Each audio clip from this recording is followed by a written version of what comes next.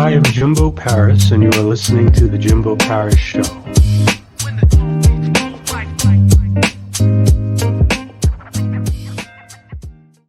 Hello, everyone. This is Jimbo Paris. Welcome again to The Jimbo Paris Show. Today we have Kevin Dunlap.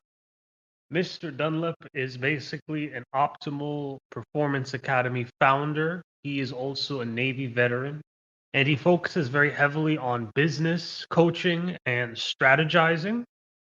He was a realtor, computer programmer. He's done many, many different things. And he's a very, very interesting man. And he's definitely a person that I want to learn more. So let's bring him on and let's see what he's all about. Hello, Jimbo. How are you doing today, sir? Doing great. Did I pronounce your last name correct? Yes, Kevin A. Dunlap. Yes. Dunlap. Okay. So can you first begin by telling me a bit about yourself? Yes, I've been an entrepreneur since after being downsized as a computer programmer when I was working on a project. Some of your listeners may have remembered called Y2K. That was when the whole world was supposed to crash. But after I got downsized, I realized I did not want to work full time for corporate America again. So I just ended up doing my own thing. I've been a serial entrepreneur. I've started several different businesses. And right now, in the last year and a half, I've been doing business coaching. Okay, business coaching. And how do you define business coaching? Well, business coaching is essentially where you help other people, other small business owners, is who I work with, like solopreneurs mainly, and it's helping them get past the roadblocks that are setting them back. When I started my first business, I wish I had a coach back then because I spun my wheels for years and years and not making the progress that I wanted to make, and that really, really slowed me down. So, actually, having experienced that, I fully understand. A business coach is there to guide you, is there to help you get past certain obstacles that you may have or that they may have, and it could be from anything because it all depends on what kind of businesses that they're running. And would you consider a business coach your profession? Yes, as of now, since moving to North Carolina, that's what I've been focusing on. I mean, I've done it in the past more on a casual basis, but when I decided to move to North Carolina, I made that my full time gig. Hmm, okay. And sort of what made you want to become a business coach? Were you in need of a business coach before you even became one? Yes, I've actually had many coaches over the years. I mean, ever since probably 2003 is when I hired my first coach, and I've had various ones at various times in my life. Sometimes they were just mentors. You know, they may not have been realizing they were coaching me directly because I went to, like I said, some of their classes, their seminars, studying their courses and things like that. So they weren't actually calling me on a day-to-day basis or week-to-week basis in the coaching arena, but I definitely have had different business coaches, and I would say probably since COVID I've had at least three different coaches that I've worked with. And speaking of that, working as a business coach, what has been your most satisfying moment? When people actually have that breakthrough, when they realize that, maybe they did not realize that they were going to do something so quickly, or something that they thought was going to take a much longer time or much larger effort, and then just seeing them actually hit those accomplishments. When you see somebody make major breakthroughs or major strides in their business or even in their personal lives, to me, that is extremely rewarding. So I'd love to see the look in their faces when they have accomplished that goal, usually in a quicker time than they thought they would. So you come from a Navy veteran background, you were a bartender, computer programmer. You must have an insane work ethic. So I'm just asking, what is your work ethic? Yeah. If you mean like how many hours I put in, I mean, I do put in a lot of time during the week. Being an entrepreneur, there's a joke out there when you're starting off as an entrepreneur. Is an entrepreneur is willing to work twice as many hours for half the pay, and you may or may not get the results that you think that you have. The other thing I sometimes jokingly say is that sometimes I only work 7 days a week. Trying to say that, but the thing is, I do work. I do play hard. I work hard. But my work ethic is definitely to get the things done in a timely manner, and usually try to get it done, try to be done early. So if I say give myself a week to do it, then 5 or 6 days I should be. I need to be wrapping that up. And kind of when I speak to you about this, what makes your client experience unique? So when you work with clients as this business coach, what makes your experience you give to clients unique? I want to make sure it's experiential as well as the accountable, and then coming my extremely varied background, I can usually approach to them with an experience that they could possibly relate with. And when I was a college math teacher, I was also a math tutor. And when you're a math tutor, I'm going to one table to talk to people how to get a common denominator in adding fractions. And the next table, I'm teaching the quadratic formula. And the next table, I'm teaching calculus. So you had to be able to be flexible and be able to jump around at all skills level of the person that you're working with. So you're also the founder of the Optimal Academy, if that's what it's called. Forgive me, but sort of, can you tell me a bit about that? Why you started it, how it works? Yes, the name of the company is called Optimal Performance Academy, and the website is the same name, optimalperformanceacademy.org. And I founded that because of just all the teaching that I've gone through.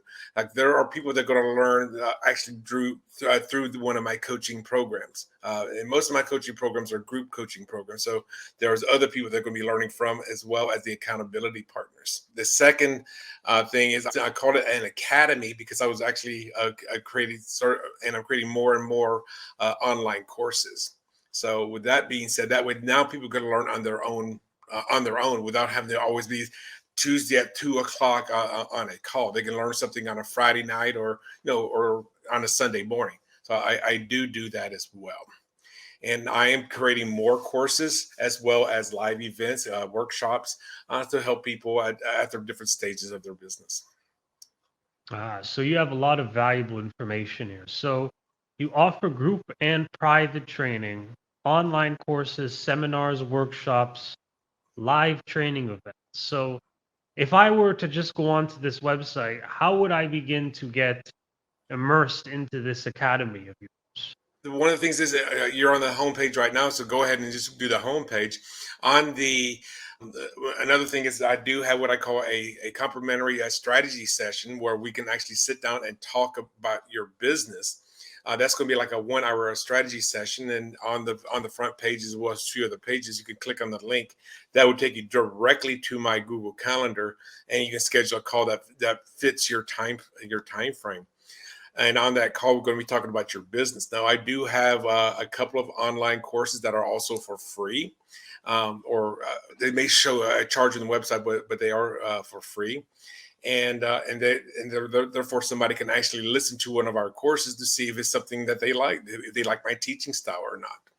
Hmm. Now, I do also have a meetup group that is going online, where I do offer training so that people could learn in a classroom style online, in this case in Zoom, and they could be anywhere in the world for to learn more about the how they run their business on a logistics level.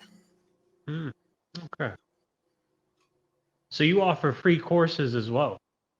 Yes, because I mean, I always feel like before you invest with me, you should probably know a little bit about who I am and how I do things. So, to me, giving somebody a taste or sample of our work, then that is something that we can definitely do. All right. This is a very fascinating system you have here. And I think I should have asked you this earlier, but what types of businesses do you specialize in? My specialty or my wheelhouse are going to be people that are coaches. They're going to be trainers, or what I call industry experts. And industry experts is a kind of a broad uh, term. Now, I do work with like solopreneurs and maybe two people working together, like say husband, wife, boyfriend, girlfriend, two best friends. However that may be set up. And the So you industry experts specialize. could be people like realtors, could yoga instructors, somebody that has their own intellectual property or their own IP, as I call it, that they want to share with the world. So, Sure. And you also are an author of a book. correct? Can you kind of give me a bit of a gist on that book and sort of why you decided to write one? I'm a self-published author of 4 books, Uh, and my most recent book, which came out in 2021, is called Launch, and the subtitle is "The A to Z in Creating a Successful Business," and that can be found on Amazon as well as the OptimalPerformanceAcademy.org website. That was actually 10 years in the making. That was 10 years of business courses, personal development courses that I went to. I mean, I wanted to be only about, I don't know, about 200, 250 pages. That was my goal. And then when I wrote my first draft, I was over 300 pages in the book. And I looked at the chapters, like I still forgot to put in a whole bunch of stuff. So I ended up making the book. It's over 450 pages in length, and it also has over 43 exercises in the book. So as you're working through the chapters, you're doing the exercise, working on your business, like say writing a section of your business plan or writing down what is your tagline. What are your website colors. You're going through all of that. That way, it's not just like let me read this book, put it down, and try to implement it. Like no, you implement it right now as you're reading the chapter. okay. And I was also thinking about another book you wrote called, I think, Lease Options Made Easy. That was my first book that I wrote in 2015. Back when I was in real estate and I was living in Las Vegas at the time, from to like 2004 until 2022. I was there for 18 years. I was a real estate consultant as well as a real estate investor. In 2012, I got my realtor's license. However, from 2004 until 2012, I was doing a lot of lease option real estate. I mean, I was just that was my thing. I was connecting buyers and tenants together. I did that for 12 years. I've done maybe 400 lease option contracts over those years. In 2015, I decided, you know what, I want to be an author. I mean, I have a friend of mine that was living in San Diego. She was just became an author herself, and I wanted to add more credibility to me and my business. Now, I know that the word author is derived from the word authority. So when you become an author, if your book is somewhat good, you're going to become an authority on that topic. So I wrote the 2015 book, Lease Options Made Easy, because I wanted to be even more of an authority while I was doing my lease option business. And How do you kind of start planning your goals? For example, when you wrote your first book, how did you set that up? And is that the same system you always use? when I wrote my first book, that's because when I wrote my second, I was getting ready to write my second book. I actually hired a book writing coach. So my first Oh, book was not written how I wrote my last 3 books. But I'll tell you how I wrote both of them. My first book, it was on lease options, which could be a pretty dry subject. And on my website at that time, back in 2012 to 14, I had a FAQ on my website, I frequently asked questions. And I had, I think, 29 or 30 something questions, and I answered those questions. I even shot one video for each question with the answer. And then I said, well, let me change my FAQs into a book. So that's basically what I did. Then I started reading my book, like, God, this is boring. So I decided, like, how can I make this boring topic a lot more interesting? So I decided to actually make it a narrative.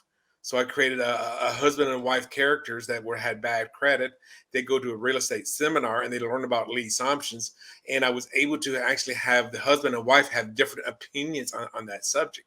So therefore, I was able to relay the information from at least 2 or 3 different perspectives, so that I can get the information across more clearly. So that's how I wrote my first book. My second book was based upon coaching, and that was essentially. I'll give you a quick synopsis of that in a nutshell. He said, what is going to be the topic of your book? What are the key words in your book? So that's when I wrote down. It was the second book was called Designing Your Own Destiny, and with that book, he said, like, write down 100 stories. Just like little sentence, a sentence or an idea that would trigger the story. He says 51 of those stories, at least 51 of those stories, have to be about somebody else. The other mm, 49 are going to be about you. If you go above the 50% mark, now it becomes an autobiography. He goes, no, you don't want to create an autobiography. So you have to make it so it's tailored toward other people.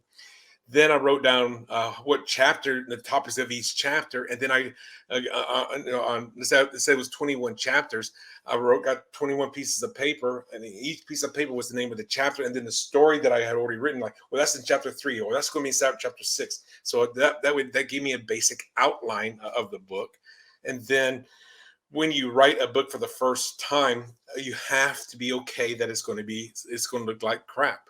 So you write your book, you write your first draft, leave all your misspellings in there, don't change a thing, just keep writing and writing and writing. So when you're done with your first draft, you've got the one version nobody will ever read. You will never show it to anybody. And then once you're done with it, then you go back and start making the improvements. You do your second draft. So my second book, I had 4 drafts of that book. I hired a content editor to read the book, and we went through 4 more drafts on that book. So I went through 8 drafts of that book before I had my final copy. And that's how I write all my books now.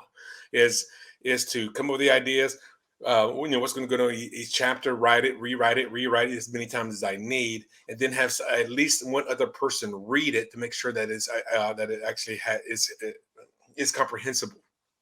As an example, in my third book, I had a friend of mine read the book, and I have a bad habit when I write that I will start off a sentence or even a paragraph with the word and. Hmm. And she called like 39 times of my third book that when I started. So I went back and took off 37 of them. Like, okay, thank you very much. So, so I don't know if for those of you or your listeners that have gone through college and they're writing an English paper, do you always have a friend of yours read your English paper that you're about to turn in just to get, is my concept comprehensible? Am I getting my point across? Hmm. Okay. Can you kind of give some tips on, your startup business or kind of how people can start building their own startups? First off, I would say find out, start to discover exactly what is it that you want to do, and then go out there to see if there's a demand for it. And if there is a demand, is there somebody else already doing it? And if there is somebody else doing it, how can you learn from that person to either improve upon whatever that topic is, or to actually, instead of looking at things from a scarcity mindset, look at it from an abundance mindset and see about maybe even doing a collaboration. I mean, first doing my lease option business in Vegas, for the first several years, I found the owner investors. I would market their homes. I would find the tenant buyer. I connect them together. So that was what I did for several years.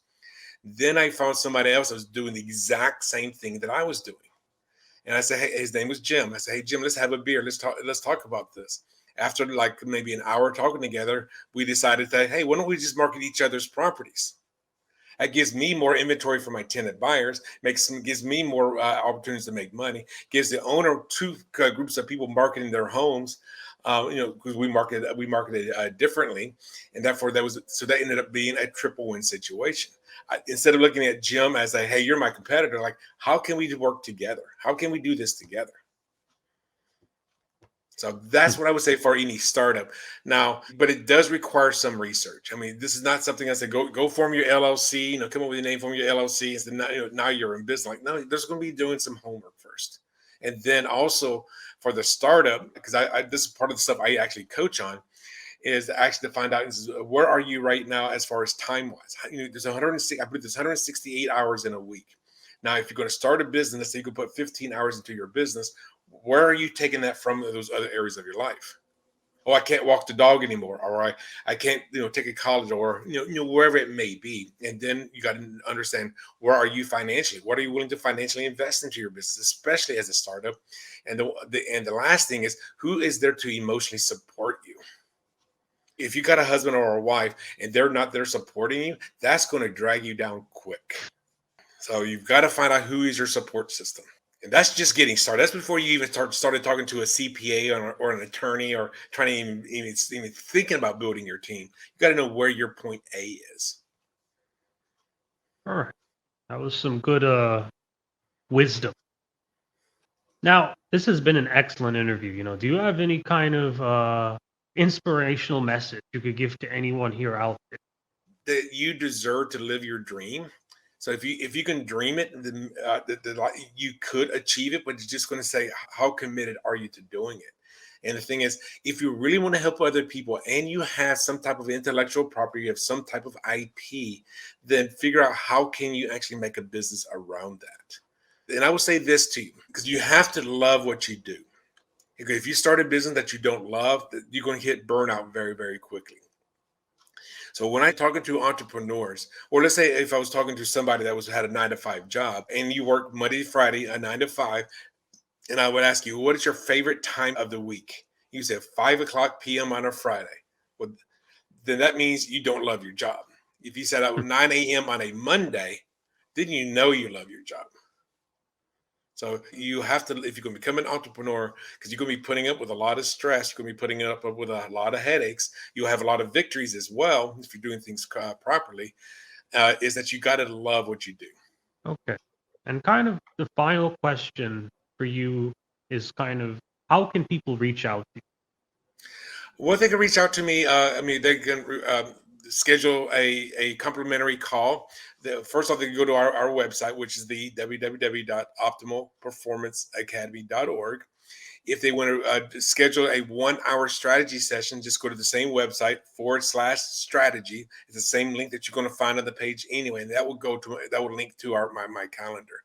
And that calendar will ask, I think, like a 12 or 13 minute or 12 or 13 question. So that way I am prepared whenever we are getting on our call. So yes, just go to optimalperformanceacademy.org. And if you schedule a call, just /strategy. All right. Thank you again, Mr. Dunlap. This has been an amazing interview. I'll admit it, you're a pretty hard person to interview because you've done so many different things, so. I'll be welcome to come back and talk about stunt business or real estate or anything like that. So. All right. So just to end this off, we just have a few quick shout outs here. If you look below, first thing we have to mention is Judy Ryan. This is our affiliate partner. She works at LifeWork Systems and she's focused on helping to create a better collegial environment, looking at the mental health of business workers, business employees, and overall bringing the business up. The next thing we have to mention is our YouTube channel. Please subscribe. We're growing in subscribers and we need some more. Keep going and you can get exclusive updates on our show and what we have to offer. Next thing is going to be our Roku channel. This will be on Roku TV as well as our other many different episodes, so please check us out there too. Next thing we got to mention, Jimbo Paris Academy is our free to learn academy business on how to start your own podcast. If you want a podcast just like my own, check us out. We offer free courses and you can learn how. And then, final thing we have to mention is Ko-fi. We are crowdfunded, so please send us any type of donations so you could have free episodes, no ads, and we can continue doing this 4 and 4 in the future. All right. Thank you again. I am Jimbo Paris. This is the Jimbo Paris Show. See you next time.